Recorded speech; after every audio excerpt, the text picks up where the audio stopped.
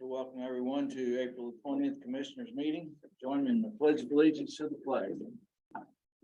I pledge allegiance to the flag of the United States of America and to the republic for which it stands, one nation, under God, indivisible, with liberty and justice for all. Thank you, everyone. We have approved our minutes on April the 6th and approved accounts payable vouchers and the payroll docket. Would entertain a motion to accept it submitted. I move we accept the minutes from the April 6th meeting, the accounts payable vouchers and the payroll docket as presented. I second that. And motion and a second. All those in favor signify by aye. Aye. Okay.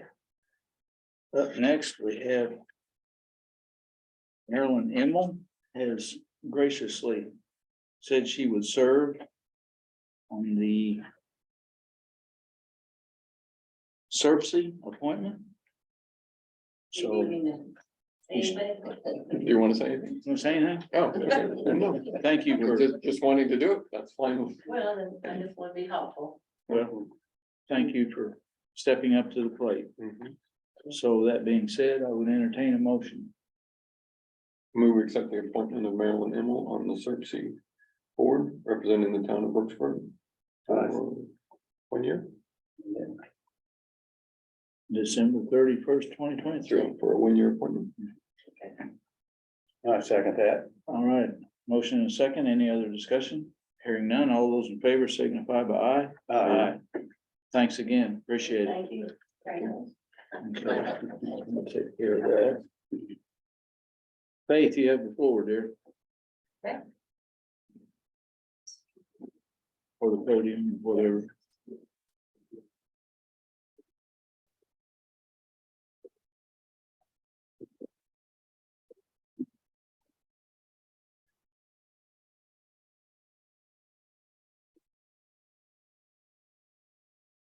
First of all, I wanted to formally introduce Anita Sprosek. She's my Assistant County Veteran Service Officer and to update you on her progress. She has passed her trip training, which will allow her to be accredited with Indiana Department of Veterans Affairs. And we're working on getting her accredited with the American Legion. So essentially she can start filing claims and doing a lot of the things that I'm doing. So she's been a huge asset to the office and a very big help. So I'm really proud of her because she's got through that trip training fairly quickly, and that's pretty daunting. There's 17 modules, and then you have to take a final and you have to pass with at least an 80%. So she's doing really great. So I wanted to formally introduce her to you guys and then just give a quick first quarter report out of our office. So for the first quarter, we filed 742 different claims. We had 246 in-office appointments, 402 walk-in appointments. I will just tell you, the month of February, we had 239 veterans in our office, and last month we had 207 veterans in our office. And that's with us being closed for several days for training purposes with Anita. So we have been extremely busy. A lot of that is because of the PACT Act and the Camp Lejeune Act. They hit both of those acts hit at the same time. And so we're seeing a lot of veterans coming in regarding those two acts.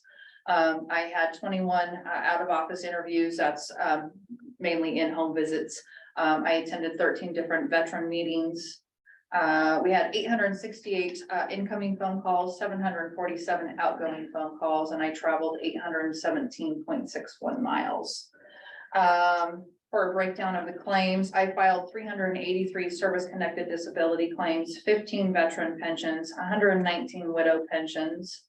We had 19 property tax abatements and 197 different forms for burials, veteran plates, education benefits, records requests, things of that nature. So first quarter of the year has started off, we're really busy. So again, I'm just really happy that we were able to hire Anita and that I could train her as an extra true assistant county veteran service officer. She is a veteran. She served in the Army National Guard as well as the Reserve. So that's really, oh, the only other thing I have is next weekend, Jefferson County is hosting the Indiana Indiana Department of Veterans Affairs, last year they had their first Women's Veterans Wellness Retreat, and that was in Brown County. This is the second year they're having it, and Jefferson County is hosting that. It'll be the 28th through the 30th of April. We have 70 veterans, female veterans that are gonna be attending that event. So I will be helping Laura McKee with IDVA all weekend with that event next weekend. So we're really excited about that. And we've got plenty of activities scheduled for the ladies. They're gonna do a tour of the Veterans Cemetery. They're gonna do a tour of the Women's Correctional Facility, and then they'll do lunch and shopping downtown and various other things, as well as some tours of the state park. So we're excited about that, and I'm excited that Jefferson County gets to host it. So other than that, that's all I've got. Thank you for what you do. You're welcome. I hear Again, nothing but you guys know I hear love my nothing job. but praise out of that office, so yeah, kudos. I love my job, so thank you Welcome very aboard, much. welcome aboard, yeah. I have a question. Yeah. I noticed on the vouchers, there was something about a veteran's home that burned down. So Is there, I just wonder, is there any way that we can help? Or things that we can do that might help? I don't know yet, Okay. and I appreciate you asking. I just spoke to him today. He's been transferred back to Jewish Hospital in Louisville.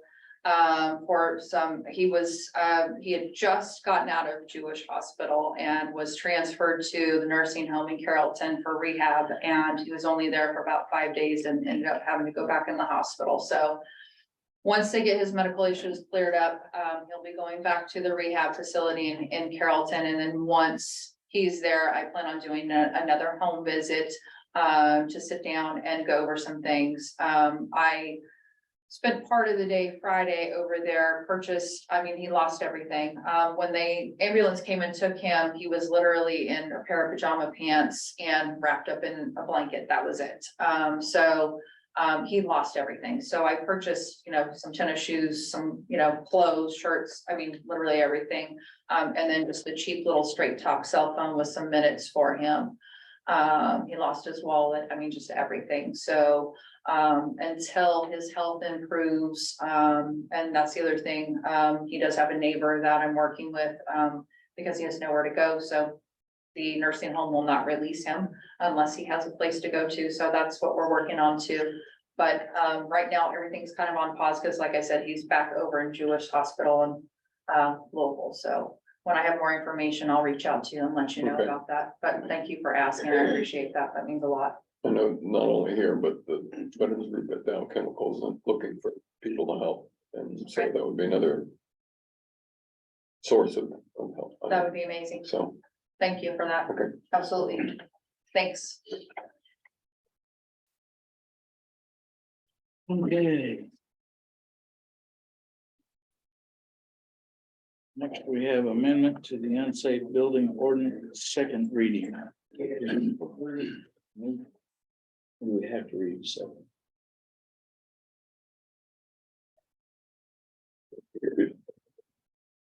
Not do the third. Okay, I'll read page 1, so no one's read page 2. How's that? Okay, this is ordinance number 2023-04. And it is an ordinance amending, the unsafe building law and amending ordinance 1986-03, 36-7-9-3. Whereas the Board of Commissioners of Jefferson County, Indiana previously adopted the unsafe building law by ordinance, which I just said. Whereas the Board of Commissioners finds that it is in the county's best interest to make amendments to the unsafe building law to correct the appointment of the chief administrative officer, to provide detail regarding the established fund, and to provide detail regarding the violation penalties.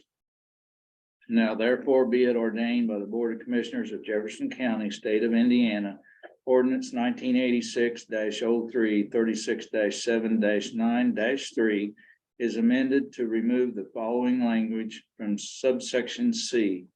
Definition: for the purposes of this section, the following definitions shall apply unless the context clearly indicates or requires a different meaning. Substantial property interest. The definition of substantial property interest contained in Indiana Code 36-7-9-2 is incorporated by reference into this section. Ordinance 1986-03, 36-7-9-3 is further amended to add the following language to subsection C. C, procedure. 1, appointment of hearing authority. The Board of Commissioners of Jefferson County is hereby designated as the hearing authority in accordance with the provisions of Indiana Code 36-7-9-2. The hearing authority shall perform those functions specified by the Indiana Unsafe Building Law. 2, unsafe building fund established. An unsafe building fund is established in the operating budget of the Jefferson County Building Inspector in accordance with the provisions of Indiana Code 36-7-9-14 as follows. A, the fund will receive original revenue from a donation ordinance. Thereafter, the fund will receive revenue from the general fund and from repaid or recovered costs of enforcement and demolition. B, the fund shall be used for all expenses, including but not limited to attorney's fees incurred by the Board of Commissioners and or the building inspector. C, the fund shall exist in perpetuity unless and until amended or repealed by subsequent ordinance. D, the fund's balance at year's end shall carry forward to the fund budgeted of the next year. The fund balance shall be deposited in the general fund on termination of the fund. 3, construction. Any reference to a statute shall mean the statute as amended from time to time, or any similar statutory provision that may supersede it relating to the same or similar subject matter. Substantial property interest means any right in real property that may be affected in a substantial way by actions authorized by this chapter, including a fee interest, a life estate interest, a future interest, a mortgage interest, and an equitable interest of a contract purchaser. 4, a penalty for violation. Violations of this ordinance shall be addressed as established in the Indiana Code chapter 36-7-9, as it may be amended from time to time, including but not limited to A, the issuance of an order requiring remediation action pursuant to Indiana Code 36-7-9-5.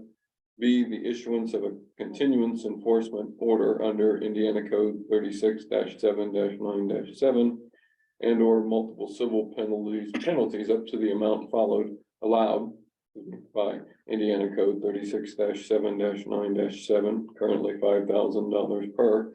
C, the issuance of an emergency action remediating immediate danger under Indiana Code 36-7-9-9. D, liability for costs for performance of work required by order under Indiana Code 36-7-9-11 and 12. E, imposition of a judgment lien for unpaid costs under Indiana Code 36-7-9-13 and 13.5. 5, severability. Should any section, paragraph, sentence, clause, or any other portion of this ordinance be declared by a court of competent jurisdiction to be invalid for any reason, the remaining provisions shall not be affected, if and only if such remaining provisions can, without the invalid provision or provisions, be given the effect intended by the council in adopting this ordinance. To this end, the provisions of this ordinance are severable. 6, repeal. All parts of previous ordinances in conflict herewith are repealed to the extent of said conflict.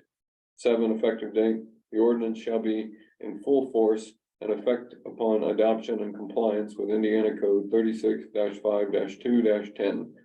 The foregoing ordinance was passed and adopted by the Board of Commissioners of the County of Jefferson, State of Indiana, this day, 20th day of April 2023.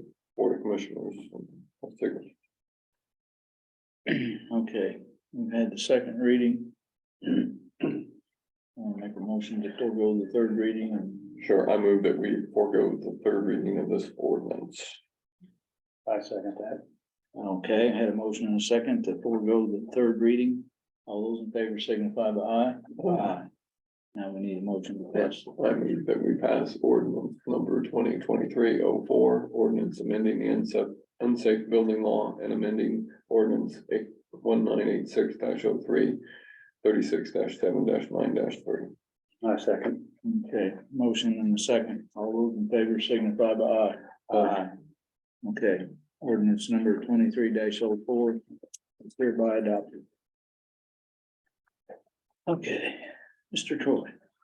Good evening. Good. Just a couple of things.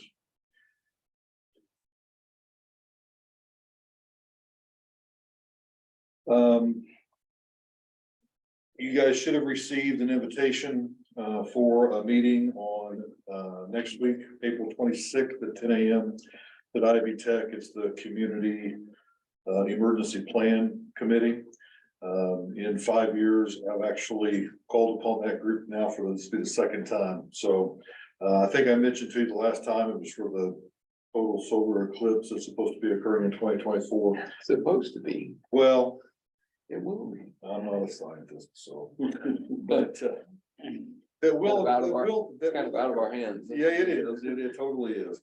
And you know, as I said before, I mean, I'm not wanting to call this group together for the purposes of anything other than, do we want to do something outside of the normal emergency preparedness routines that we do every day? So it's a statewide, multi-state effort. So I figure if people who are smarter than me are worried about it, we ought to at least talk about it. So that's what we're gonna do on the 26th. I would appreciate at least one of you guys, if one of you could get there, that would be great. You're all obviously invited, and the more the merrier, but if one of you could be there that to represent the county executive branch, that would be awesome. There are 3 confirmed folks from the Department of Homeland Security that are gonna be there. The state emergency management director will be there. They have a presentation they're gonna do. It's gonna be statistic and analysis and potentials and all that sort of thing. So should be at least an interesting presentation and hopefully an interesting conversation will ensue. So, but again, that's April the 26th, 10 a.m. and it's at Ivy Tech in the business conference center or room upstairs. The big room upstairs. The next item is, as you guys know, this has really turned into a white elephant. As you guys know, almost a year ago, at the fair last year, we embarked on trying to find a couple of defibrillators for the fairgrounds. And that project has morphed and remorphed and morphed again into more than 2 defibrillators at the fairgrounds. We've put a work group together. Everybody sees a need for a defibrillator in their area, and I don't disagree with that. I think they should be in every room in every building. But financially, it would be a challenge to do that, I think. The numbers that are coming back are absolutely ridiculous. You know, Ron has been serving on that committee, and you know, I think you would agree that the needs and the requests are not out of line, but you know, we're talking tens and tens and tens of thousands of dollars. So what I would like to do, unless you guys can give me some other suggestions, rather than try and do a large quantity purchase, let me back up. I had a conversation in the last couple of weeks with a couple of different folks, one of them being a vendor, one of them being the EMS director at the hospital. The timeline for delivery of a quantity of these devices is 8 to 12 weeks. If that in fact is the case, we were ordered today, we probably wouldn't get it for the fair anyway. So that is pretty disappointing and discouraging to me, because that was the whole point of this effort in the first place, was to get a couple of devices for the fair so they wouldn't have to borrow them from other places like they did last year. What I'm thinking is the issue with the timeline is probably based on the quantity. I'm pretty certain if we were to order 2 today or tomorrow, we could probably have those in a few weeks and have them before the fair. then we could take the committee's work and make that part of budget 2024 with the council, and it could be better planned. Heather wouldn't have to beat her head against the wall trying to figure out how we're gonna pay for these tens and tens of thousands of dollars. I mean, that way people, if, you know, I mean, they just make a part of their annual budget, their, you know, student budget, so. I think a couple of year, you know, just kind of until you get to your number rather than, you know, trying to make a, In 15 years, we'll have that. well. I mean, that's Well, where we are. I understand, but still. No, and I'm not, yeah, I mean, just to give you an idea, that's what it's turned into, it's turned into those kind of numbers, and we're at, I think the lowest of the quotes that we've received so far is like $73,000 For the whole, for the whole big wish list, yeah. I mean, and if we get two less the quantity discount, we're talking about 2,200 piece with a $200 a year maintenance fee where they'll come and check everything.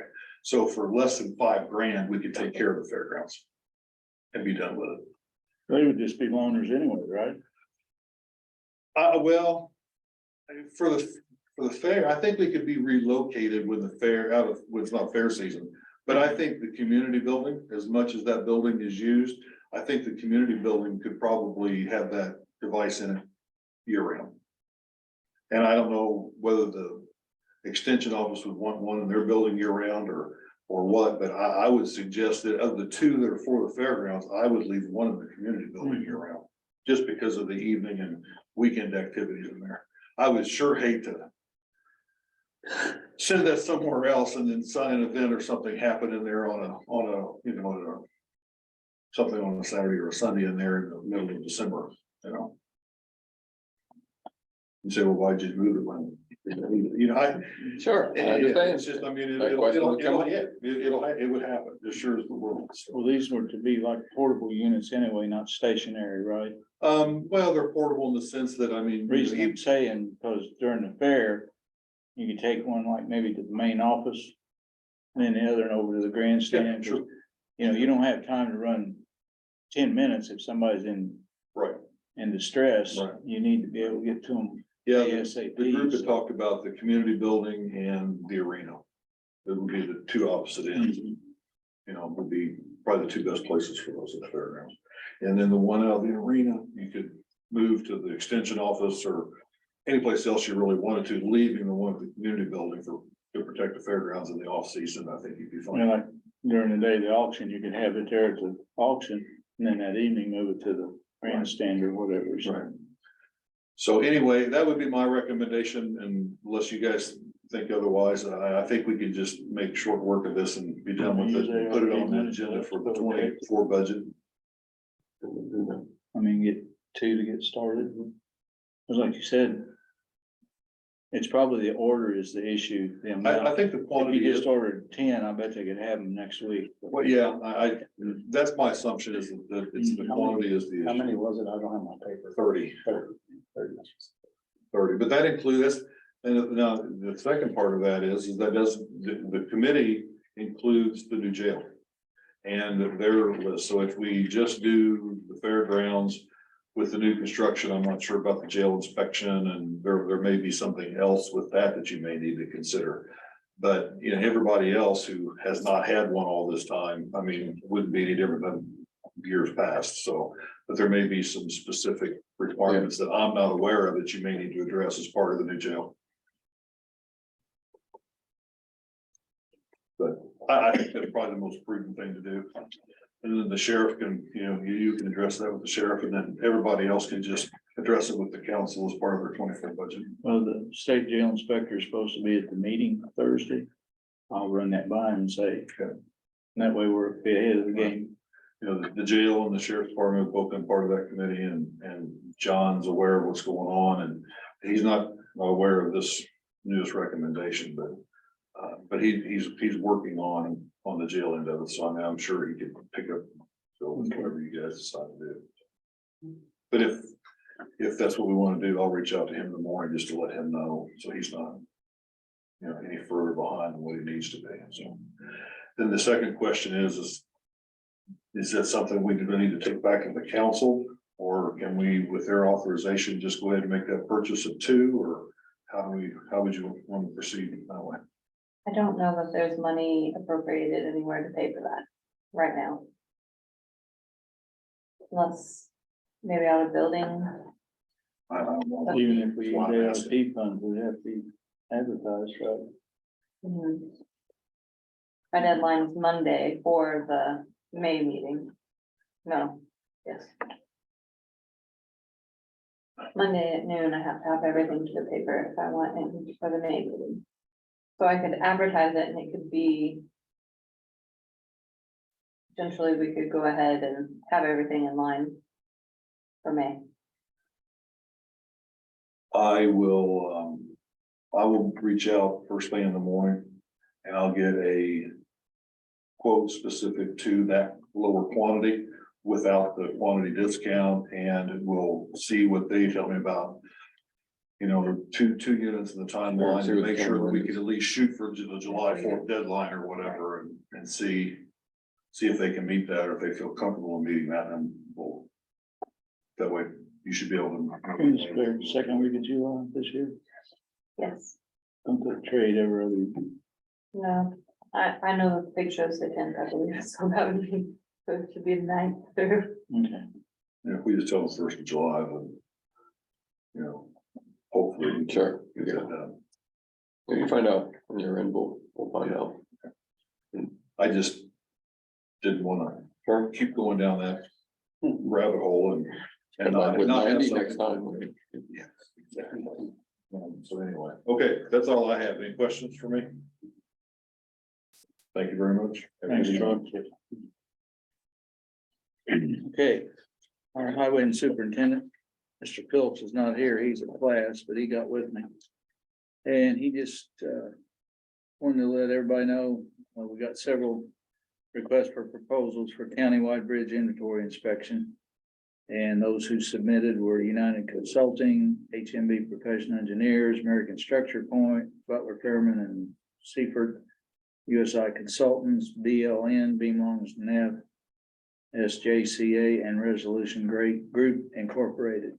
We have 3 RFPs out right now. They're due May the 18th. Great news, 325 is complete and open. Project turned out and great and was under budget.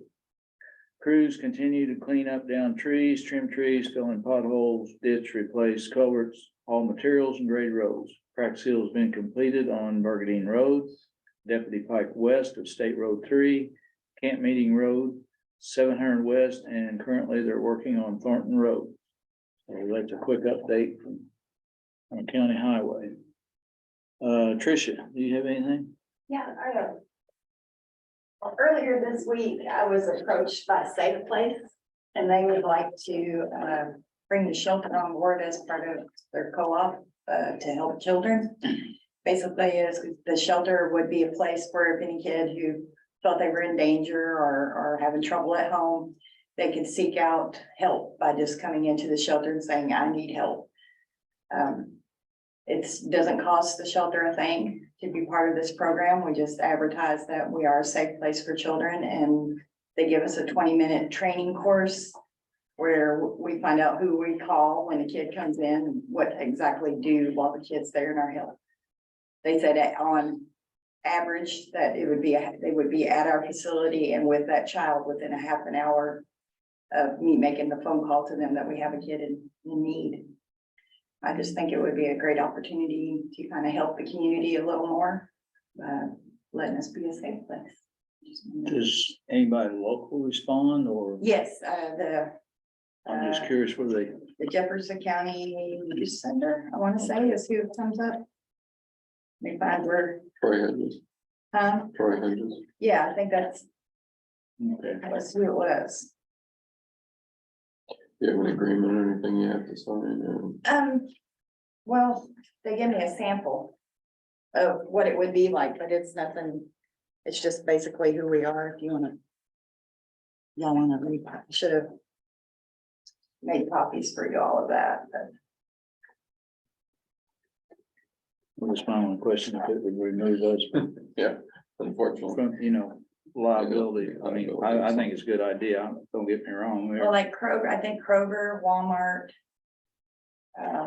The Madison Police Department, of course, and the fire stations, they're all safe places too. And where usually it's just a sign that's got like hands and it says safe place. Where we're not open 24/7, we're gonna get a sign that says after hours, here's what you need to do if we're not here, you know, if the child is.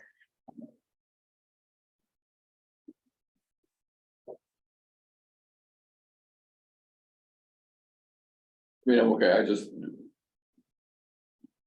Well, do you want me to ask them about that? Have Like, Pat check it out. yeah, I just, I just in can, case, cause if, you know, he goes playing with the dog and the dog bites him, what happens? well, I think they want us to like. Yeah, I know that, Put but them off in a room on their own and then call them and just kind of make sure that they they're stay there, okay, they're calm and, you know, Sure. and everything's settled. That would be part of our training, I guess, was what, okay.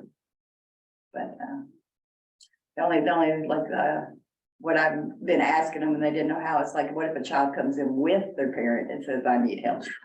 So I haven't gotten an answer on that one yet. I'm like. You let us know what do? you find out, we'll talk to Pat Okay. and then we can, I mean, I think it's a good idea, I mean, I don't have a problem, I just to make sure that there's, We don't wind up liable. Right, okay, but. So And you I find can- out, yeah, you find out what you find out. and we'll- yeah. We'll check. And you want me to just send you everything that they sent, that they gave me, the self packet thing to Pat? Sure. Yeah, I would say so you can have all the odds and ends. Okay, yeah.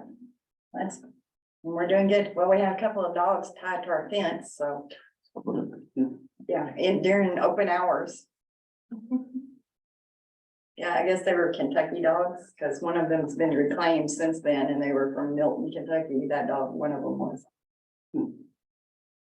Somebody, And somebody did it out of meanness or and maybe issues with the neighbors or. I don't know exactly, it's a trailer court that was over there, he's the guy who reclaimed the dog, it's like, you know, we just moved in there and our dog went missing the second day of moving in, so he doesn't know if dog just wandered off and somebody picked it up. Or Are they what, both his or just the one? just one was his, so I don't know, if both dogs come from the court or not, it's hard to know what's over there. So, just need to get cameras up there. We should be over next week. All right. Okay. Thank you. Thank you. Yeah. Anybody from the public have anything? Mr. King? On 50 Drive and Frank's Road there, across from the Holiday Inn, where they cut the road and put in piping. Who's responsible for that area up there? That's not city, that's county, right? Who's responsible for Are you talking where they, that? For the restaurant that was. where culverts are, when they cut all the trees and then trenched up? Across Frank's, That's city. is it city? City It's like a limits. big old. Now, and everything's settled in and all that stuff. No, I'm not gonna go there and they're gonna tell me, oh, it's county, right? I'm already going back and forth. We don't grade it. I'm just trying to think where we grade snow removal and stuff. Right, yeah, cause it's right off a cliff, you know, where Yeah, it's right there on the corner. it's that first one, there, Yes, not the one that's yes. white, it's the one before it. I know exactly where, cause I keep watching, cause they jumped in there like gangbusters and I thought, man, they're gonna turn around and then nothing. Yeah. So. That's city. The city? Yeah, Right. Oh, we don't do any snow removal or anything there, so it's out of our bailiwick. Alright. The actual line, I think, is east of Ivy Tech Drive, between Ivy Tech Drive and the roundabout, is where the actual line is.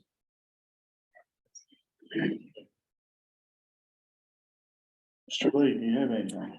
Well, I went to the Resilience and ACES conference at the State Park Tuesday. Keith Howard and Bill Barnes put on quite a event, didn't they? Saw you guys there. Gonna be great for our community, see these kind of things going. Mental health and, you know, things for our children, our upcoming generation is gonna take over and run this place one of these days. So it was, it was a great conference. I was really impressed. Especially Rick Griffin, the keynote speaker and panel, how they had the panel set up with leaders of our community, superintendents of both school systems, and Boys and Girls Club, and I mean, yeah. Kudos to those two guys, Bill Barnes and Keith Howard. And then treatment train will fit right in with that. So it's encouraging to see where our community's headed, mental health and drug addiction, alcohol, all things that tie in with it, suicide prevention. It's gonna be good for us. Just like to see it move faster. Don't want to lose another one. No. Mr. Brown, everything? So we've got a kind of a draft strategy document for stormwater management, talking about how we're gonna, what are the other pieces that would be part of, and this will kind of go into the master plan of what we're gonna do. So putting the ordinance together and technical standards for how much water, you know, if you build a retention pond, how quickly can you let the water out? Anyway, so a lot of those things, but kind of just the roadmap and getting to the things that we need. So we'll have a little discussion and that'll be out when I start getting wider distribution. So moving forward a little slowly, but we'll get there. One thing I got, of course, the jail moving along, pouring concrete, curbs, sidewalks, it's really starting to look up and at some point in time here in the near future, they're gonna turn up the water softeners and handlers and chiller and all that. And they're supposed to give a date on that, but it's really coming together and hopefully it will get in sooner than the expected time, but we'll keep our fingers crossed, but still, it's gonna be right when we get in, that's the main thing. Yeah. All the details to finish up. Oh, at the end. yeah, there's, yeah, the Get the building. poly jails with the locks and the sensors and doors, and it's miles and miles of wires, it's a lot of work testing there going on, so. But it's really looking well, it's gonna be a really efficient project when we get done, so kudos to everybody. Thanks for staying on top of it. Mm-hmm. Yeah. Did good. Okay. Design, building. I know, that's what I was looking at. Okay. Anybody else say anything? If not, we're looking for that motion. I move adjourned. I second. All those in favor signify by aye. Aye. Thank you, everyone. Yes.